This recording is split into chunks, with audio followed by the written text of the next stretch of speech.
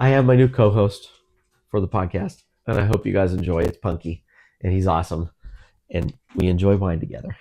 Yes. So I assume Punky's going to have a lot to say. Punky's he always has a lot to say. He's like, "What's up?" No, sir. Yeah, Pumpy. Oh, okay, buddy. And then we have Jelly Donut here, also, who's going to be my other co-host. Do you have a co-host with like 6 people? I think that's what's happening right now. Punky's about to unplug Puppy, something. this way. Puppy, this way. Puppy, come on. Yeah. Come on. He's so smart. Come on, let's go. Aren't we supposed to have a light?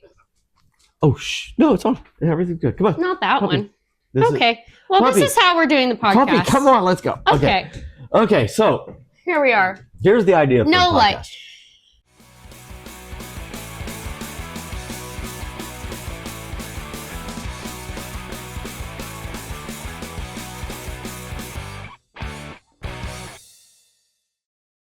Jeff wanted to talk about why he loves toss and fetch so freaking much. He's a trader. Oh, okay. Explain what you mean by being a trader. Jeff says he hates freestyle now and he loves toss and fetch only. Wow. And you wanted to talk about why you love toss and fetch so much. So I'm going to keep my mouth shut and, I didn't know. Enjoy the monologue. This is going to be a treat for everybody. So we'll see how long this lasts.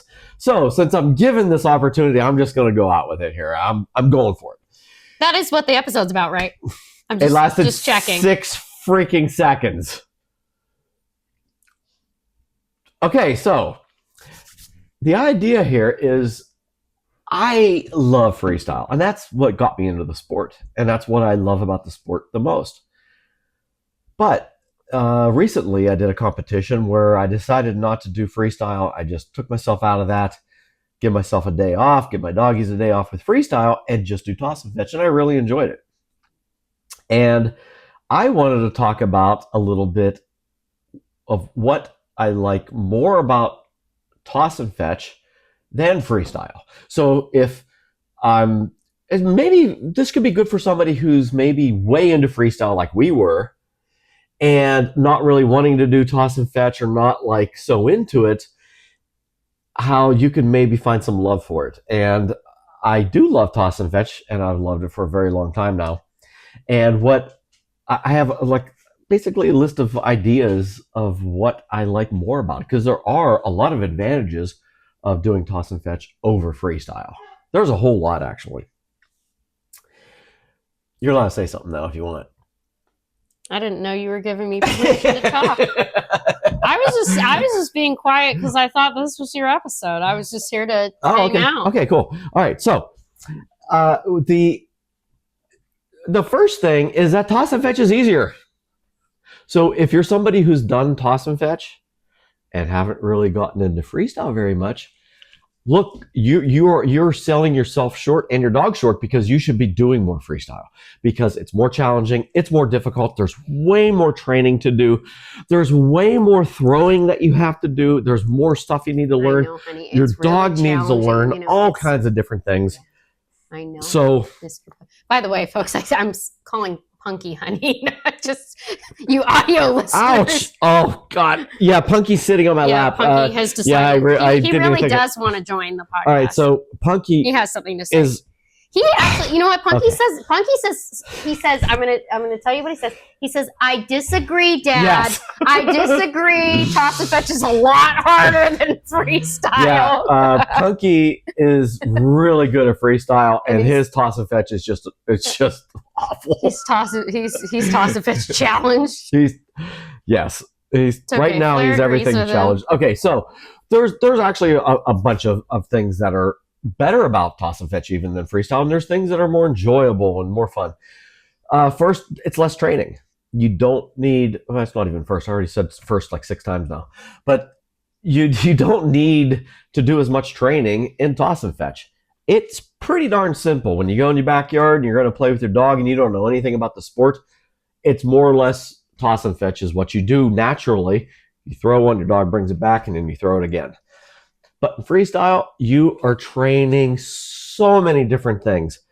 It's easily, I would say, 10 times more training in freestyle maybe more, especially for the dog. I mean, you're really training the dog a lot in freestyle. Unless your dog's Torch, then you practice a lot of toss and fetch.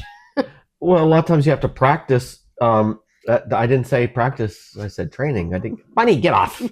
Shit, the dogs are so bad right now. All right. So, yeah, I was saying training. Practice is a completely different thing. Okay. I see the difference. Okay. I got you. So another huge advantage to toss and fetch is that your day at the competition is way easier. It's so much easier. If you're going to play with one dog, you're probably going to have 4 or 5 throws in toss and fetch. And that's it. That's your round.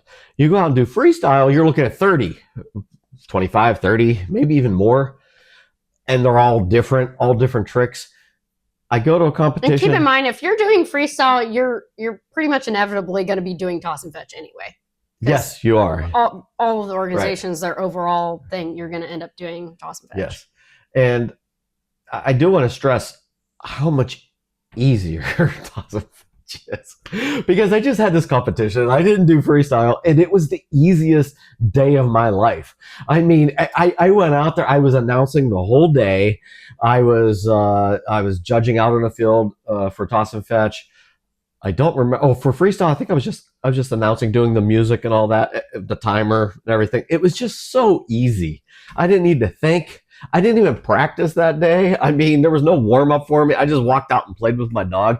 And I see a lot of people who only do toss and fetch. That's what they do. They just, get up and get the dust off of them and themselves, and get the dog. You do end up waiting, I think, a lot longer for your rounds. It seems like, right, if you're just doing toss and fetch, because freestyle usually, because you end up doing toss and fetch too. They usually start with freestyle, and then because there's more rounds, you have to give the dogs break. So you usually start with the freestylers and give them a break. Do the toss and fetch only people, then do the freestyle toss and fetch people, and then the toss and fetch only people. So you kind of like put in the toss and fetch only people to give the freestyle dogs a break because they're doing more rounds. So you have to split them up. So basically, if you're in the freestyle stuff, whether it be called overall or whatever, you are doing a lot more things, and you're mixing in toss and fetch while you're doing it. So our typical day is going to be 5 rounds roughly for the dogs. It's going to have 2 freestyle, and then the 1 toss and fetch that goes with the freestyle for the overall, and then you'll have your 2 toss and fetch rounds for your toss and fetch only. So we have 5 rounds. Freestyle is always longer than toss and fetch. Always. Every single organization, 100%, everything. It's always longer. So if you're doing freestyle, you're already doing way more. So it's just easier doing toss and fetch. Okay, so wait, hold on. I do want to clarify something. So what if you're doing, so let's just theoretically say freestyle only, no toss and fetch, versus toss and fetch. Right. You're still saying that toss and fetch is easier. It's a million times easier. It's not even close. I said 100 times before. Now it's a million times easier. Just wanted to make that clear what you were saying. Everything about toss and fetch is easier than freestyle. Period. The training, the throwing. Although I will say, throwing 40 yards at Skyhounds into that 40-yard zone. It is more simplistic. Difficult. It's more simplistic, but you have to be in a lot of ways more precise in toss and fetch than you do in freestyle. In freestyle, yes, you have to be precise, but it also depends on your dog. You got to be really precise for like flair. You don't have to be so precise. Well, in freestyle, there's no out of bounds. That's true. So you can adjust a lot. You could do a 5-yard throw in freestyle. That's tremendous, and get huge points for it. Right. And you go do that in toss and fetch, you get a goose egg. You didn't get nothing for 5 yards. Well, right? Okay, but that's arguing that toss and fetch has a more difficult thing, right? So. Well, yes, but there's just... that's one of the arguments, I guess. That's one of the arguments. There's more things in freestyle that you can do. There's just so many... It's just... The whole world opens up. You can throw in every direction and everything like that. But the one aspect about toss and fetch that's tough is the 40 yards in bounds when you have a out of bounds. Or a bonus zone or something like that. So that is very difficult. But you're doing it 4 or 5 times versus doing it 30 times, 25 times in freestyle. So there's another part of it that I like way more about toss and fetch, and that is it's effectively objective. For the most part, as much as possible. You can't get more objective than that. It's like any other sport. Basketball subjective and hockey and things like that. But yes, there's calls that referees got to make. It's the same thing with a catch. Was it inbounds or out of bounds? Look, jumping or not. Look, if you just they called your throw short in toss and fetch and you're a little upset about it. Look, you should have thrown it further. Okay. Don't make it close. If it was almost out of bounds and then they called it out of bounds and you're upset about that, look, you should have thrown it in bounds. So it's effectively objective as much as we could be. And so what that means is if you win, there's no one to really say anything about it. Whereas in freestyle, every year after World Championships, there's always these debates and discussions and arguments about favoritism and this and that. And it doesn't matter the organization or the judges. No, it's just whatever. Across the board. It doesn't matter what it is. It's all of them. Every single one of them. But in toss and fetch, that doesn't exist. Because if you win it, look, you just crushed everybody. You were the best. Your dog was the best.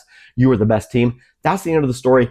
I love that aspect of it. And before I do love that aspect of it too. Before it's objective. I had ever won a world championship, I had started thinking about this and I was like, if I'm going to win one world championship, what would I rather be in? Like in a freestyle type of event or in a toss and fetch overall? And I was thinking I would rather have a toss and fetch probably because then no one can question it.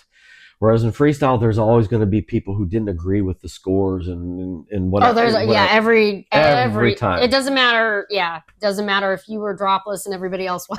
Right. It doesn't matter. Yeah, it doesn't matter. For me, everybody that's a huge part of it that I think gets overlooked a little bit. That in toss and fetch, it's just ones and zeros. It's pretty simple idea of what you're doing. Yeah, I think the other thing too that's worth mentioning is like, for as far as like as somebody, a viewer or somebody, a new competitor coming into the sport, trying to figure out how to win toss and fetch versus how to win freestyle, it's much more easy to figure out how to win toss and fetch. Yep. You have to just watch some of the good teams and you kind of see the strategies. There's only a few really viable strategies for the highest levels of toss and fetch. Right. And yep. For freestyle, there is like a ton of different strategies. There's a bunch of different styles and different dogs and different moves and all of this, there's so many different things. And it's kind of a question how to do this or one that. One is not really better than the other. Whereas in toss and fetch, there's one thing that's better: scoring the most points. Yes. Because it's objective. It's objective. You can get this many points in this amount of time. That's it. There's nothing to talk about in terms of, if you play a certain way or something like that. No, you just have to throw the disc down the field and get the catches. So there's more that I like about toss and fetch. Keep going. There are a great way if you want to just play with your dog and run them and let them play and have a lot of fun. What are you going to do? Toss and fetch. You and I both do the same thing. Like my dogs are going crazy right now. They need to go play. I have 20 minutes. I run out there. I do toss and fetch. Yeah, that's true. If I'm on a time crunch, I'm probably doing toss and fetch. Yep. I take the dogs to the park in the morning or something like that. I got to get back to work. I got 15, 20 minutes, lunch break kind of thing. I run them. I do toss and fetch almost 100% of the time. I hardly ever do freestyle. It's because I could just do it. I don't need to think about it. That's the other thing. Toss and fetch. You don't need to put a whole lot of thought or effort into it. Freestyle, I have to think, okay, what am I going to do? I got to make sure I got my vest ready. I got to make sure I'm ready to play with my dog and I know I got the right number of discs. Which organization am I doing my round 90 for? seconds, 2 minutes. 7 discs, 5 discs, 9 discs, 8 discs, 10 discs, unlimited discs. Toss and fetch, I go out with a single disc and I go and I play with my dog and it's the same thing every single time. And the dogs love it because it's pretty much brainless for them. They just run out there, catch it, bring it back, run out there, catch it, bring it back. Dogs love it. Great exercise. You can't get that kind of exercise in freestyle. You get a different kind, but you can't get the same thing. Well, for the dogs anyway. Yes, for the dogs. For the handler, you're just kind of chilling usually. So, well, it depends. I've seen some handlers run, but that's most common is just, you're hanging out. That leads right into my next thing. I know I just keep going on because this is like my idea. No, go for it. In toss and fetch, there's less wear and tear on my body. With one exception, your shoulder, your elbow, your hand, that does get a lot of wear and tear in toss and fetch because you're throwing further. However, you're still throwing in freestyle, and I've actually had more problems with some of my freestyle throws because my arm being bent at hard angles. Out that every single one of my disc dog injuries is toss and fetch. Never had a major injury from freestyle. Well, every single injury I've had is overuse from doing toss and fetch over and over and over. And it's usually throwing practice. It's not with the dogs. If you have the overuse kind of thing, it's going to be in your arm. Or something related to it, in your arm, or where your arm connects, in your shoulder, into your back, that kind of thing. But or all of the above, everything. You're probably not going to twist your knee. You're probably not going to get hit by your dog and get your tooth knocked out like I did, or broken. You're probably not going to get scratched in the face, bit in the face, scratched on the shoulder. But you probably get bit on your hand. Thank you, Cheeky, for my biting the hand the other weekend. Yeah, that was toss and fetch. Sorry, Cheeky's she's learning. I don't really blame you. She's just being a crazy puppy. So it's overall less wear and tear on your body overall. But I do know that it's focused a lot on your arm. All right, I'm going to disagree with that, man. But maybe it's because I practice toss and fetch too much. And I've had, injuries all over the place. I've had that as well. My hands are numb. I got a lot of problems. And it's all because of toss and fetch. Nothing with freestyle. 100%. But here's the thing. I go out, generally, if I just go, I'm not talking about practicing my throws. I'm talking about going out and playing with my dog, toss and fetch. Okay, that's fine. Okay, agree. When the dog's involved, I've got more injuries from freestyle. So I've never hurt myself playing with my dog in toss and fetch. In freestyle, every single time I do a freestyle round now, especially at my age and with how much I've done over the years and my previous history with other sports, every single time I play freestyle, I'm like, I don't want to do it anymore. Honestly, that's how I feel. It's just my back hurt, my knee hurt, my hip hurt. The dog hit my thumb on one of the moves. And whenever I'm done, I'm like, I just did 2 minutes out there and everything hurts now. And I have this opinion or feeling like I don't ever want to do this again because it's just so difficult physically on me. Getting down, getting up, I go to, even without any injuries, I go to get down to do a vault and I put my knee on the ground. And there's a rock there, and it just smashes the end of my knee. And, that's not like it's not exactly an injury. It's just not something that it just hurt, I think that would hurt, regardless of age, to be honest. I'm not talking, that's what I'm saying. I'm saying it has nothing to do with age or my injuries. That will happen to anybody. You could be 8 years old and do it, or 80 years old and do it and go down. And I've done that so many times on my knee, and it's just like, I hate it. Or I come back and I'm like, well, there's a new cut on me. Oh, I guess when they vaulted that one time, I guess they ripped a hole in my arm. I didn't even notice it, or under my arm, or on my back, or my side, or they missed me where they should have hit me. And I think I've lost all the pain receptors in my thighs and my back and stuff. There's a lot less pain in toss and fetch, so that's an advantage. So one day I will be doing only toss and fetch, and I won't be doing freestyle. And I think that's part of where this is coming from. I don't know where my future is going exactly. I'm going to keep. I'm still playing. You're not allowed to retire. I'm still playing, but just it's when I had one day where I didn't do freestyle at a competition, it was like the best day I ever had. Cool. So we're gonna have you judge from now on. No, that's doing freestyle. If you judge, it counts. That's not doing freestyle. It doesn't hurt. I'm freestyle unless you're writing too much. Yeah, I'm doing something related to freestyle. But, I hope you guys get an idea of some things about toss and fetch that are massive advantages over freestyle. I'm sure there's more. Do you have any other thoughts? I know I had some others I kind of forgot about, but I got the bulk of it. I'll just keep babbling a little bit while you think. You think it takes me a while to think? Oh, okay, go ahead. I'm really trying to dig deep. I like that. She could have just rolled with it, right? She has to challenge me. Now she's like, I have nothing to say. I do. I always have to challenge him. And then I back up and I'm like, yeah, actually, you were right. It's both disciplines are wonderful. And if you're so stuck on freestyle that you don't want to do toss and fetch, think about the things I just said. If you're just doing toss and fetch and you just don't feel like you want to do freestyle for one reason or another, there are huge advantages to it. As I said, it's the pinnacle of the sport. It's the most fun thing you can do with your dog. I'm sorry. It's way more fun than toss and fetch. Do you think that any other game in the sport is going to outpace the popularity of toss and fetch ever? Absolutely not. Yeah, I don't think so either. I think it's the original. It's the original thing to play with what it has too. And you know what? Anybody can do it, right? Like that's where you start in the sport. The people that are at the park, that's where they start. And it combines so many things.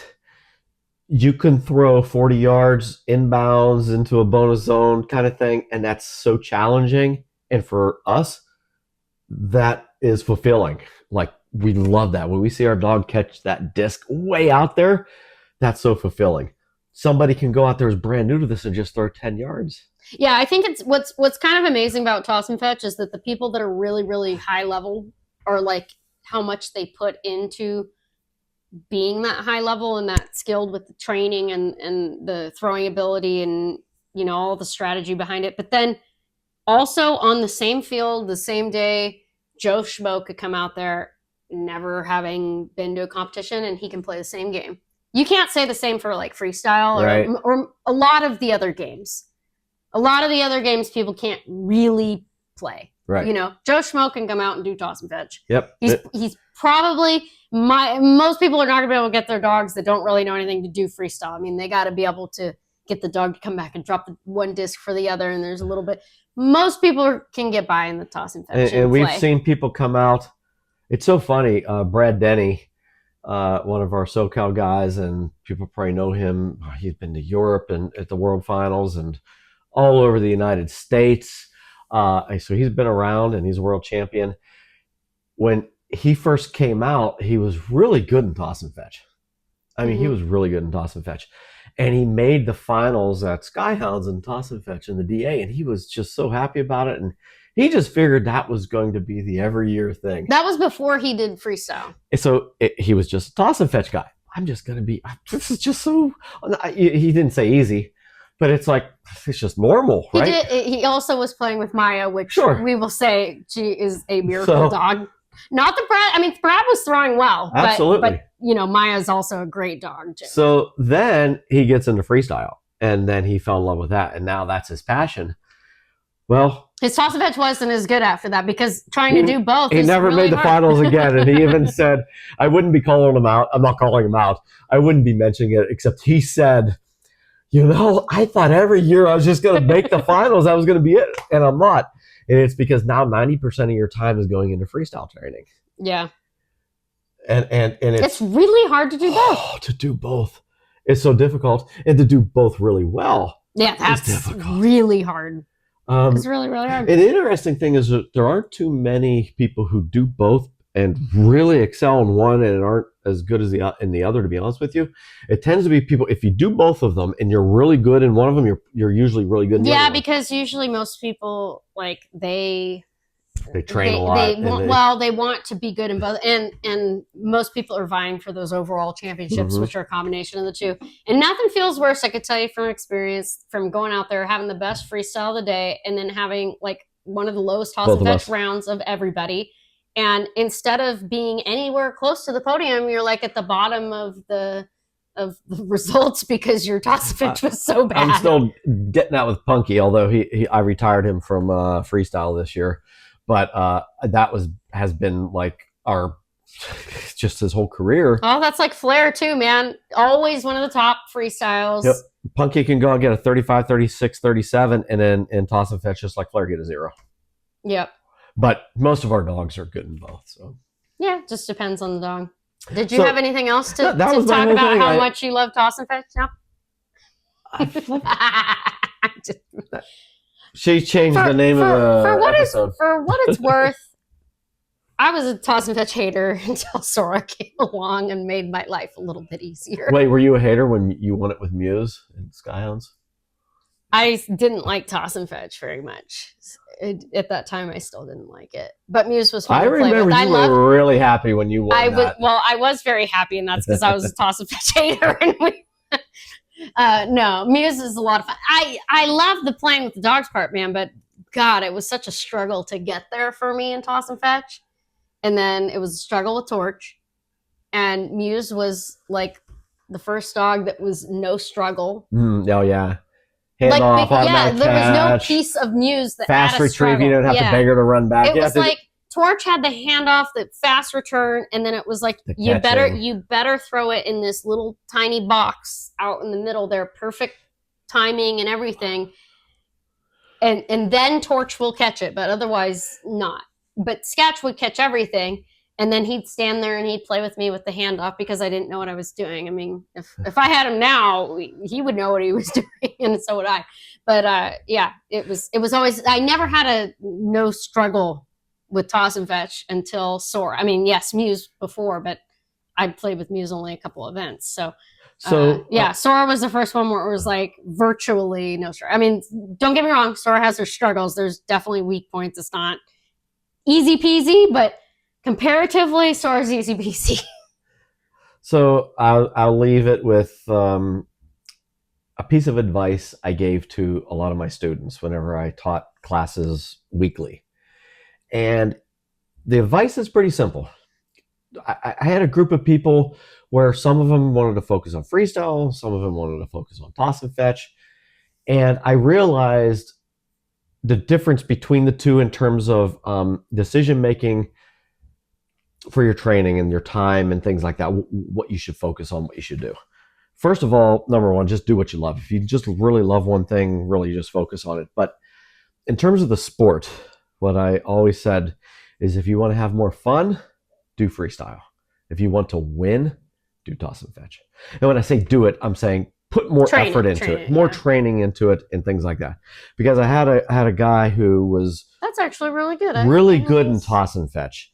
And he's like, yeah, you know, like I want to do freestyle, but you know, like because I want to win more. And I said, well, that's not gonna happen. Your toss and fetch is going to decrease. It's just how it's going to happen. And unless you just put in, you know, so many hours a day into both, you're not going to be able to keep both levels really high. And I said, but if you want to have more fun, do more freestyle. So he did that. And as soon as within a few months, he was finishing 20th and 25th place in toss and fetch where he used to. And he had to get that toss and fetch back together. And then so the only way he could do that is by kind of dropping the freestyle, and then he switched back to toss and fetch, and then it got better again. And it really just depends on how much work you want to put into it and what you love more. But if you want to have more fun, do freestyle. If you want to win more, do toss and fetch. And that's across the board in my mind. But I love both. They're both fun, and they both help you win. Yeah, as much as I claim to be a toss and fetch hater, I do love toss and fetch. I love it. You're excited. This year I'm pretty good. You want to go play toss and fetch? This year I'm pretty good, I think. I'm doing all right. Yeah. All right, that's it. That's been the Disc Dog Pod. Thanks for watching.